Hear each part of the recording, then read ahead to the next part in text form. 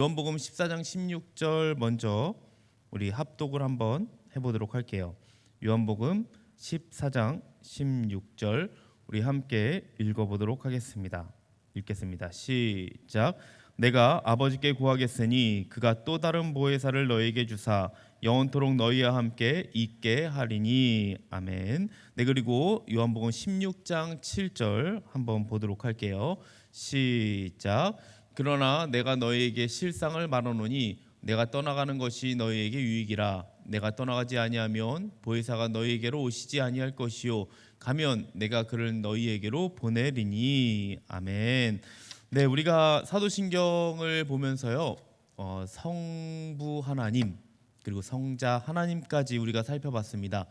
이제는 성령 하나님에 대해서 우리가 이 고백에 대해서 살펴볼 텐데요. 사도신경에서 성령에 대한 고백, 지금 성령을 믿사오며, 새번역으로는 나는 성령을 이제 믿으며라고 나와 있습니다. 성령에 대한 그리고 다른 설명이 또 없기는 없어요. 근데 그 이유는 간단합니다. 그 뒤에 이어 나오는 교회 그리고 성도의 구원에 대한 이 고백들이 다 성령의 사역과 관련이 있기 때문에 그렇습니다. 뭐 이 이야기는 이제 차차 하게 될 것입니다. 자, 여러분, 성령이라고 하면 어떤 이미지가 떠오르십니까? 여러분이 한번 이미지를 떠올리실 때 성령 하면 어떤 것들이 떠오를까요? 보통은 불같은 역사, 뭐 신비한 체험, 뭐 이런 것들이 먼저 떠오르지 않을까 생각이 들기는 하는데요. 자, 이러한 것들을 우리는 이제 성령 체험이라고 얘기를 합니다. 성령 체험은 어떨까요? 이 미지근한 신앙을 좀 뜨겁게 해주기도 합니다. 아니면은 또 위기를 극복하기도 해주고요, 나태한 마음을 다시 추스르게 하기도 합니다. 이 체험은요, 하나님을 경험하는 실제적인 사건이기도 합니다. 많은 경우 이러한 체험을 통해서 전도의 도구로 사용될 수도 있습니다. 그렇기 때문에 그리스도인들에게는 이 경험이 매우 중요하기도 합니다. 하지만 하나님께서 우리에게 주신 신앙의 기초는요, 이런 체험이 아닙니다. 무엇일까요? 신앙의 기초는 무엇일까요? 성경입니다. 그렇게 성령에 대해 알아가고 성령을 믿는 것도요, 무엇에 근거를 삼아야 될까요? 성경의 근거를 삼아야 됩니다. 자, 사도신경이 가르쳐주는 성령에 대한 신앙 고백, 이어지는 고백 이제 계속해서 나오게 될 텐데, 이것만으로는 성령을 이해하는데 좀 부족한 것 같습니다.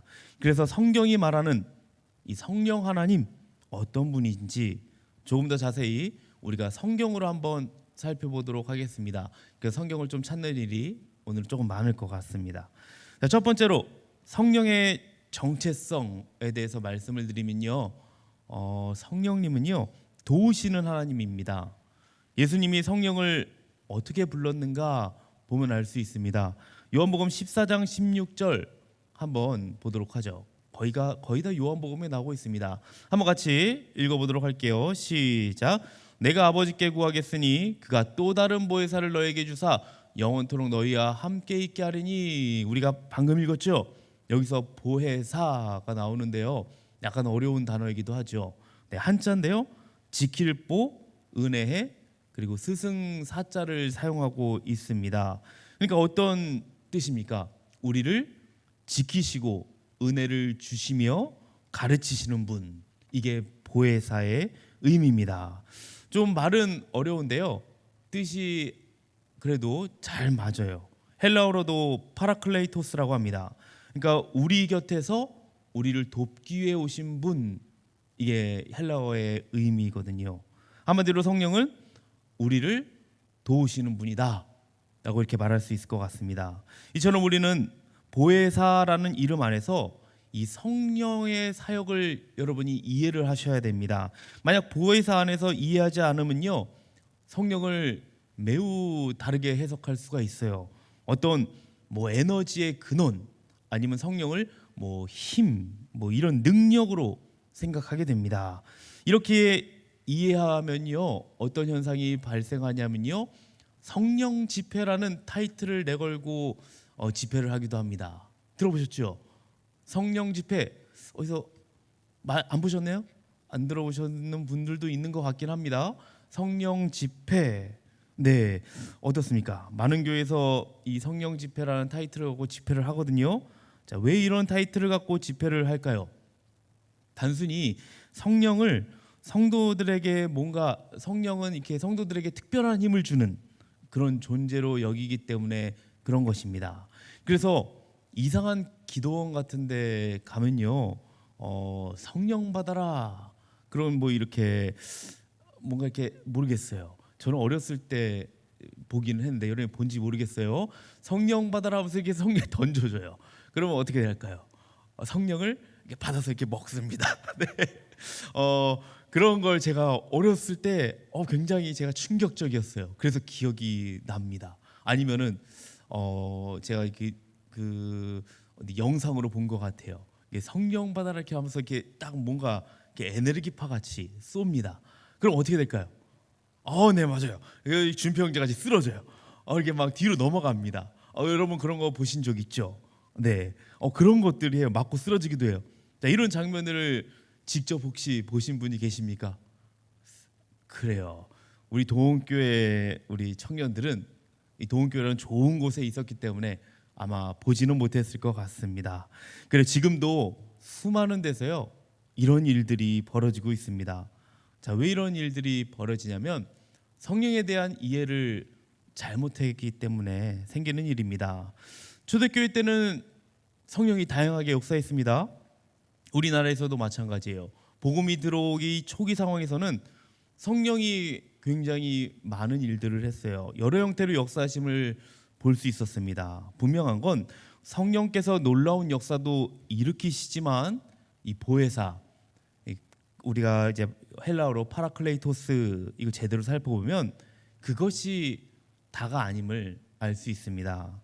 성경에서 이 파라클레이토스는 총 5번이 나옵니다. 그것을 한번 살펴보도록 할 거예요.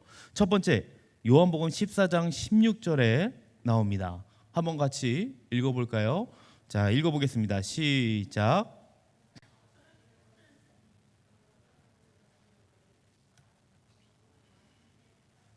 그래요. 여기서 지금 보시면은 또 다른 보혜사라고 지금 나오죠.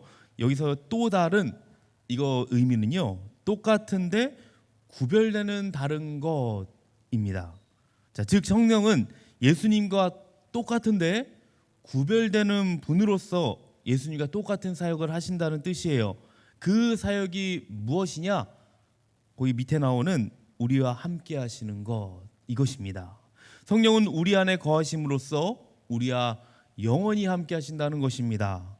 우리 안에 거하신다는 것은요, 우리가 누릴 구원이 하나님과 우리가 온전히 하나 되는 그런 구원임을 알려주는 거예요. 그러니까 이 땅을 사는 동안 우리는 성령과 함께하는 삶을 살아가야 된다는 것입니다. 어떻게요? 그분의 뜻이 나의 뜻이 되고 그분의 즐거움이 나의 즐거움이 되는 그러한 삶을 살기 위해서 몸부림쳐야 한다는 거예요. 이렇게 주님과 내가 온전히 하나 되는 것이 성령께서 우리에게 하시는 사역입니다. 두 번째로 가르치시는 사역을 하는데요. 요한복음 14장 26절을 보도록 하겠습니다. 제가 한번 읽어드리도록 할게요. 예수께서 이르시되 내게 말하는 내가 그러하시니라. 네, 14장 26절 제가 잘못 말씀드렸네요. 네, 보혜사 곧 아버지께서 내 이름으로 보내실 성령 그가 너희에게 모든 것을 가르치고 내가 너희에게 말한 모든 것을 생각나게 하리라. 네, 구절을 제가 잘못 말씀드렸어요. 성령은 예수님의 말씀을 가르치고 생각나게 하는 그런 사역을 하십니다. 성경 66권 원저자가 누구이죠? 성령 하나님입니다. 베드로서 1장 20절 21절에 이렇게 나오죠. 먼저 알 것은 성경의 모든 예언은 사설에 풀 것이 아니니 예언은 언제든지 사람의 뜻으로 낸 것이 아니오 오직 성령의 감동하심을 받은 사람들이 하나님께 받아 말한 것임이라 라고 말하고 있습니다. 성령은 우리가 받은 구원이 결코 번복되지 않을 것을 지금 말씀을 통해 가르치고 깨닫게 하십니다. 그래서 우리는 성령이 가르치시는 말씀으로, 이 말씀으로 주님을 알아갈 수 있다는 거예요. 그래서 여러분이 말씀을요 가까이 해야 됩니다. 말씀을 모르면 깨닫는 은혜가 없어요. 성령의 이 가르치심과 깨달음을 여러분이 알려면요 말씀을 가까이 해야 되는 것입니다. 자, 세 번째로 증언하시는 사역을 합니다. 요한복음 15장 26절. 네, 한번 보도록 할게요. 내가 아버지께로부터 너희에게 보낼 보혜사 곧 아버지께로부터 나오시는 진리의 성령이 오실 때에 그가 나를 증언하실 것이요라고 합니다. 지금 이 말씀에서 보듯이 성령은 예수님을 증언하는 이 사역을 하세요.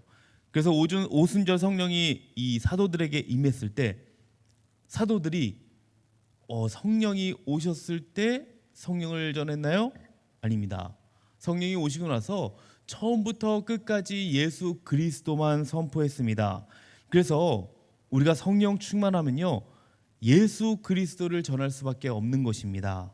아마 성령 충만을 경험해 보신 분들은 제가 지금 하는 이 말이 이해가 가실 것입니다. 혹시 아직 경험을 해보지 못한 분들이 있다면 성령 충만을 사모하시기 바랍니다.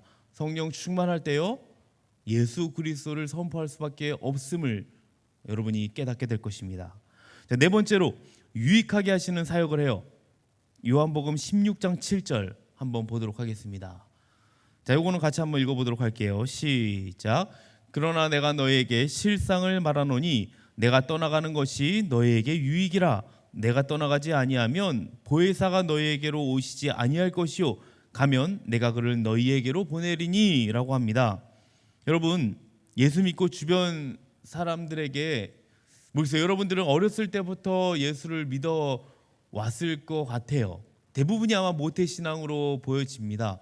그런데 예수 믿고 혹은 모태신앙에서 내가 진짜 예수를 인격적으로 만나서 변화가 되었을 때 주변 사람들에게 너 되게 많이 변했다 라는 혹시 이런 얘기 들어보셨습니까?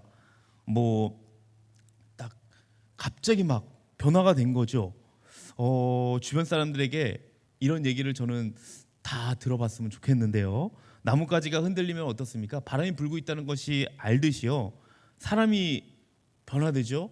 그러면은 성령이 역사하셨구나. 그런 알게 되는 사역을 이 성령께서 하신다는 거예요. 성령은 우리의 이 고집스러운 옛 자아와 죄를 불살라서요 새 사람이 되게 하십니다.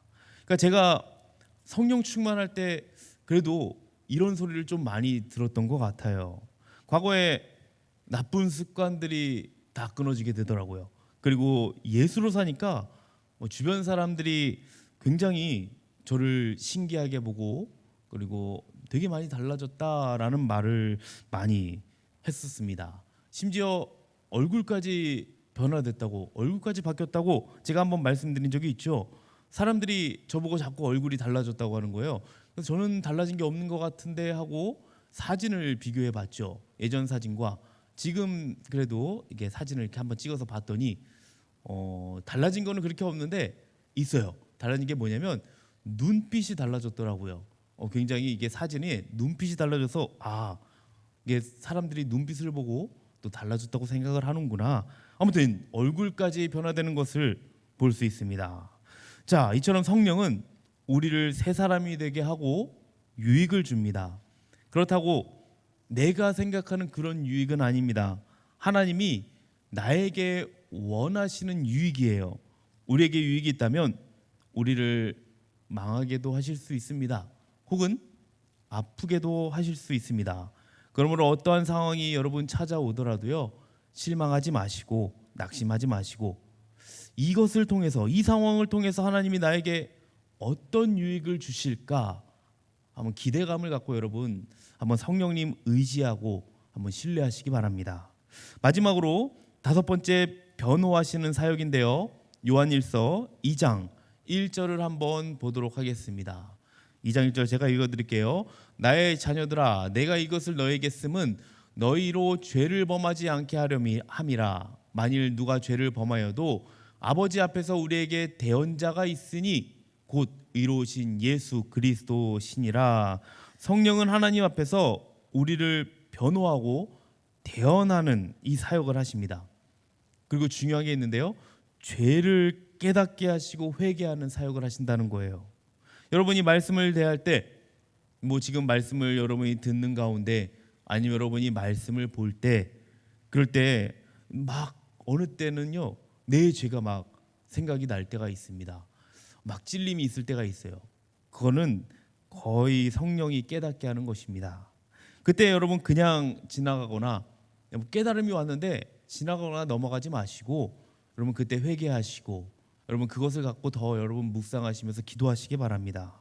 성령은 우리가 구원을 놓치지 않도록 쉬지도 아니하시고 우리를 위해 말할 수 없는 탄식으로 중보하고 계신다는 겁니다. 성령이 우리 안에서 늘 힘을 내라고 응원하고 있어요. 그러니까 여러분 속히 깨닫고 돌아오시고 성령님 붙잡으시기 바랍니다. 자, 이렇게 성령이 하시는 사역 우리가 5가지로 살펴봤는데요. 성령이 하시는 일들이 우리가 5가지만 봤지만 더 많아요. 굉장히 다양합니다. 우리가 성령을 믿는다고 할 때 그래도 성령을 알고 성령에 대해서 잘 알고 믿는 것과 아니면 성령에 대해서 하나도 모르고 믿는 것은 다릅니다. 특히 이번에 여러분이 좀 어려워하는 부분을 좀 한번 다뤄보려고 합니다. 성령 세례 들어보셨죠? 성령 세례 혹은 성령 충만 들어보셨을 겁니다. 자, 이게 어떤 것인가? 성령 세례는 무엇이고 성령 충만은 무엇인가? 자, 성령 세례 먼저 무엇일까요? 성령께서 우리 가운데 오시는 사건, 내 가운데 오시는 사건이 성령 세례거든요. 오순절 성령 강림 사건 이후에 성령 세례는 지금도 굉장히 믿는 자들이 받는 특별한 은혜라고 할 수 있습니다. 하지만 많은 분들이 이 성령 세례를 오해하기도 합니다. 여러분들은 이 성령 세례 어떻게 생각하는지 궁금하긴 하네요. 성령 세례라고 할 때 뭘까라고 생각하시는 분들이 있을지 모르겠고요. 뭐 제대로 알고 계시는 분들이 있을지 모르겠고요. 오해하는 분들이 있을지 모르겠습니다. 혹시 성령 세례를 예수 믿는 사람이 뭔가 능력 있는 삶을 살기 위해서 받아야 하는 뭔가 2번째 역사 생각하시는 분들이 혹시 있으십니까?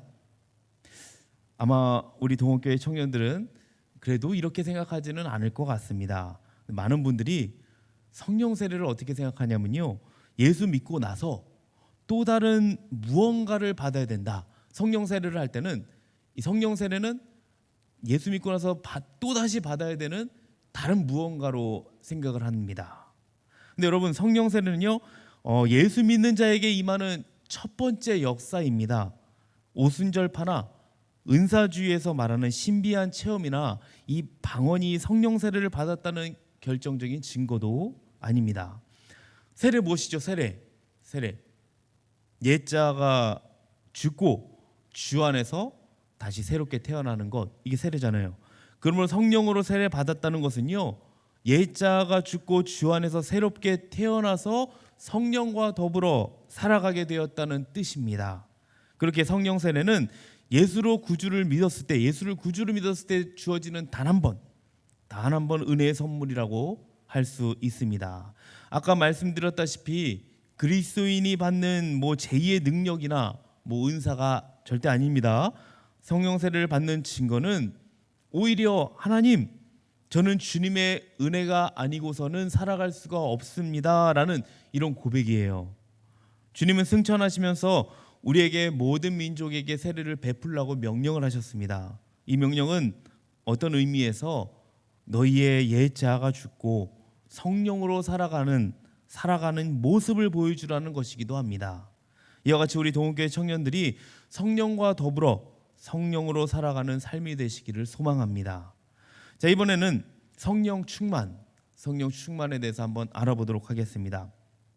성령 세례, 조금 전에 우리가 방금 살펴봤듯이 단회적인 사건이에요. 딱 한 번만 주어진다고 했습니다. 2번 주어지지 않아요. 하지만 성령 충만은요 한 번이 아닙니다.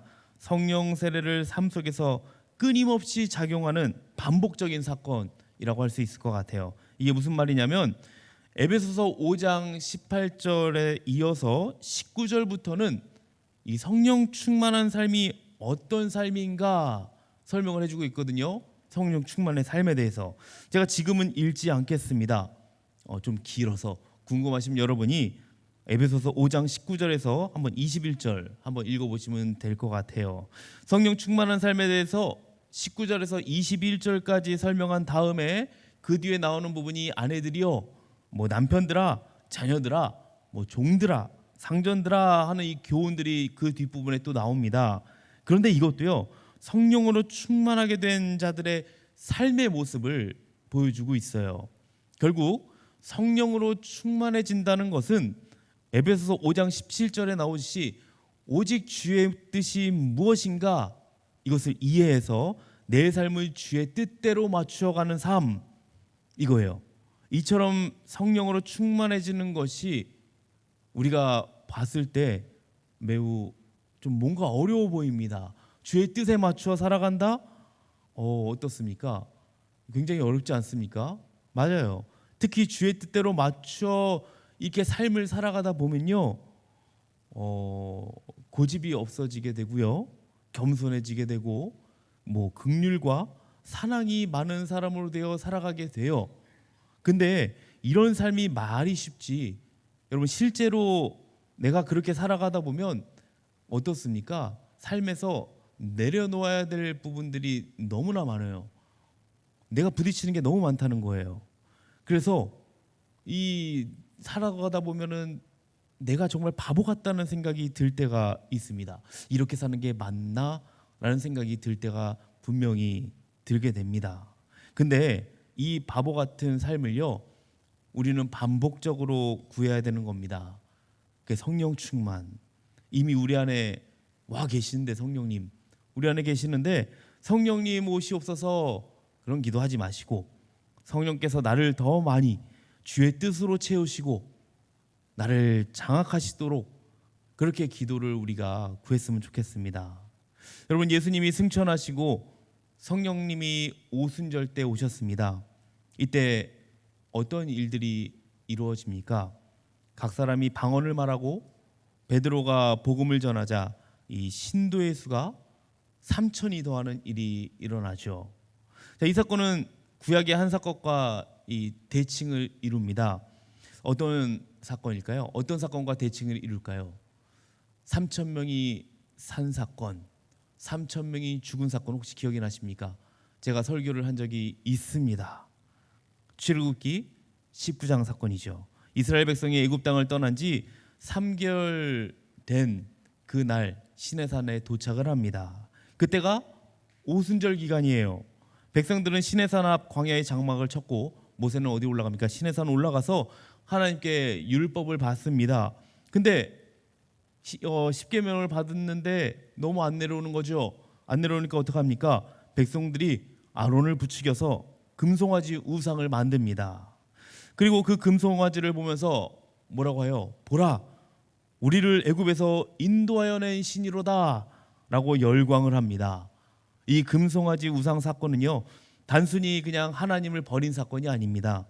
제가 저번에 설교했듯이 보이지 않는 하나님을 보이는 형상과 능력점으로 이 변질시켜서 이것을 열광적으로 예배한 사건이에요. 이러면서 백성에게 큰 진노가 임하게 됩니다. 출애굽기 32장 28절을 보면요, 레위 자손이 모세의 말대로 행하며 이날의 백성 중에 3천 명 가량이 죽임을 당하게 돼요. 자, 신약의 오순절 성령 강림 사건과 지금 대칭이 되고 있죠. 옛 언약이었던 율법이 임하자 죄를 범한 3천 명이 죽습니다. 하지만 새 언약인 성령이 임하자 3천 명이 살아나요. 이 대칭은 성령이 살리는 영으로 우리 가운데 오시는 분이다, 이걸 드러내주는 것입니다. 자, 성령 강림 사건에 대해서 한 가지만 더 짚고 넘어가면요, 성령이 임하자 모든 사람이 어떻게 됩니까? 각국의 방언을 얘기해요.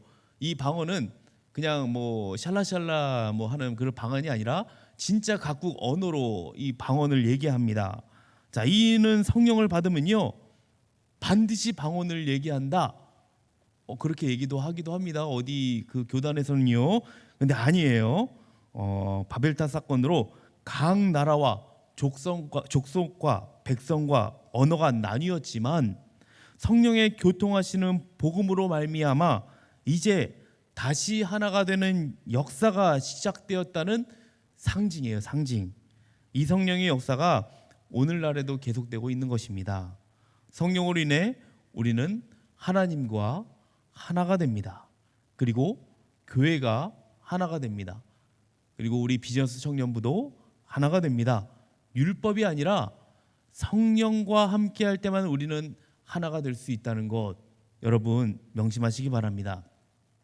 사랑하는 비즈니스 청년부 여러분, 성령의 인도하심을 따라 살아가기를 소망합니다. 이렇게 성령의 인도하심을 따라 살아가는 사람의 삶에는요, 성령의 9가지 열매가 열립니다.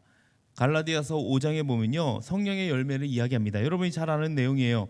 성령의 인도하심을 따라 살아가는 삶에는 그 성령의 9가지 열매가 열리는데 한번 그래도 성령의 9가지 열매 외우고 있는 분이 많을 것 같습니다. 갈라디아서 5장 22절 23절 한번 보도록 할까요? 자, 한번 읽어보도록 하겠습니다. 시작.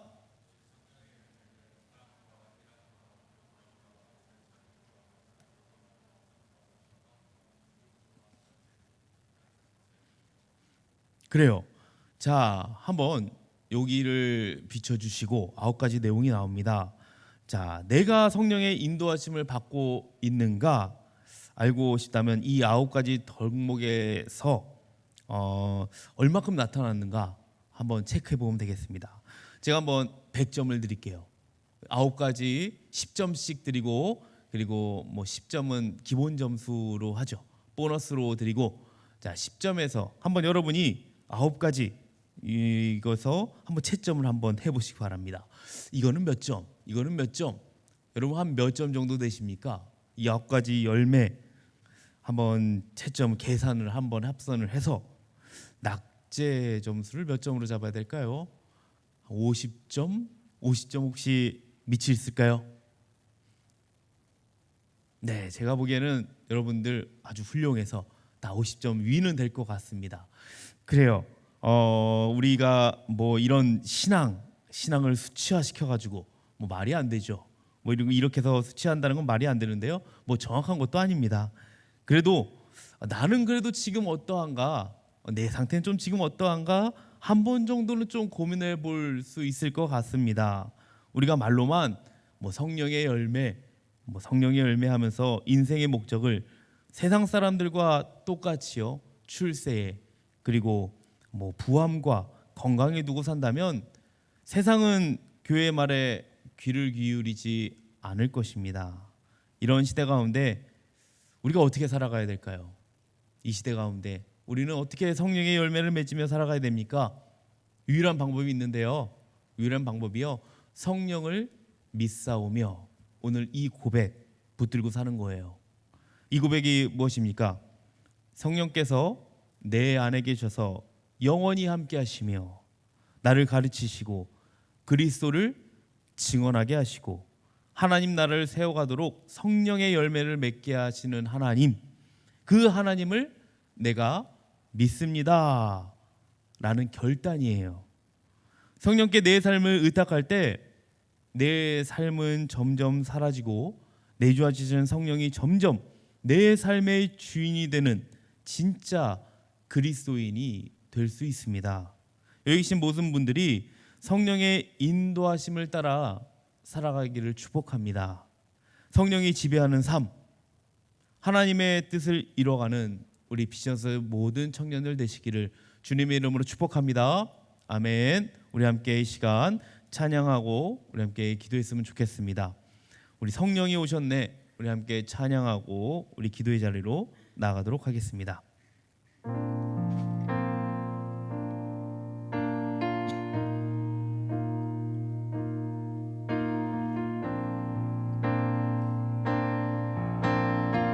허무한 시절 지날 때 허무한 시절 지날 때 기쁜 한숨 내쉴 때 그런 풍경 보시며 탄식하는 분 있네. 고와 같이 너희를 버려두지 않으리. 내가 너희와 영원히 함께하리라. 우리 다시 한번 찬양합니다. 무한 시절 지날 때 기쁜 한숨 내쉴 때 그런 풍경 보시며 탄식하는 분 있네. 고와 같이 너희를 버려두지 않으리. 내가 너희와 영원히 함께하리라. 성령이 오셨네. 성령이 오셨네. 성령이 오셨네. 내 주에 보내신 성령이 오셨네. 우리 인생 가운데 친히 찾아오셔서 긴 나라 꿈꾸게 하시네. 억눌린 자 갇힌 자, 억눌린 자 갇힌 자, 자유함이 없는 자, 피난처가 되시는 성령님 계시네. 주의 영이 계신 곳에 잠자유가 있다네.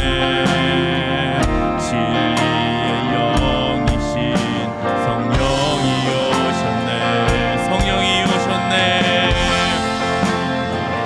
성령이 오셨네. 성령이 오셨네. 내 주에 보내신 성령이 오셨네. 우리 인생 가운데 친히 찾아오셔서 긴 나라 꿈꾸게 하시네. 성령이 오셨네. 성령이 오셨네. 성령이 오셨네. 내 주에 보내신 성령이 오셨네. 우리 인생 가운데 친히 찾아오셔서 긴 나라 꿈꾸게. 우리 한 번 더 찬양하고 기도하며 나갑시다. 성령이 오셨네. 성령이 오셨네. 성령이 오셨네. 내 주에 보내신 성령이 오셨네. 우리 인생 가운데 친히 찾아오셔서 긴 나라 꿈꾸게 하시네. 아멘. 이 시간 우리가 성령을 믿습니다 라는 고백을요, 말로만 하는 것이 아니라 우리가 결단하며 오늘 배우신 그 내용을 기억하면서 기도하시기 바랍니다. 내 안에 계시는 성령께서 이 주의 뜻을 이루어가는데 주님 도와주시옵소서. 말씀을 깨닫게 하시고 죄를 깨닫게 하시고 주님을 선포하게 해달라고 우리가 함께 기도했으면 좋겠습니다. 그래서 오직 성령의 인도하심으로 이 성령의 열매를 맺어가는 내가 될 수 있도록 우리가 함께 기도합시다. 그리고 한 가지 우리가 더 기도할 것은요, 우리 비전스 청년부를 위해서 같이 함께 기도했으면 좋겠습니다. 이 비전스 청년부가 2024년도에 많은 일들이 있을 것입니다. 그 모든 일들이 주의 성령의 인도하심 따라 온전히 이루어질 수 있도록 주께서 막이 틈타지 못하고 온전히 주님의 역사를 이루어가는 그러한 한 해가 될 수 있도록 우리 두 가지 기도 제목 갖고 같이 기도하며 나아갑니다. 주여, 주님, 이 시간도 하나님 성령에 대해서 하나님 아버지 함께 우리가 정말 말씀 가지고 기도하며 나아갑니다. 성령을 믿습니다. 우리가 하나님 아버지 말로만 고백하는 것이 아니라 더욱더 그것을 통하여서 우리가 결단하며 정말 주님의 도우심을 구하며 나아갈 수 있는 하나님 아버지 우리